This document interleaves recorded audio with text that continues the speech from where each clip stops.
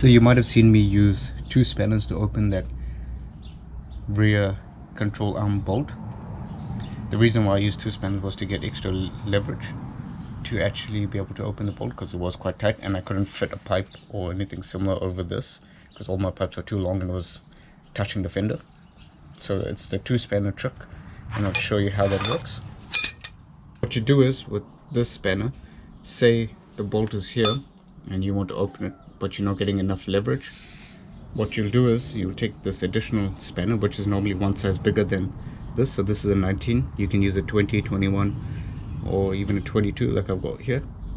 You put the spanner in here like so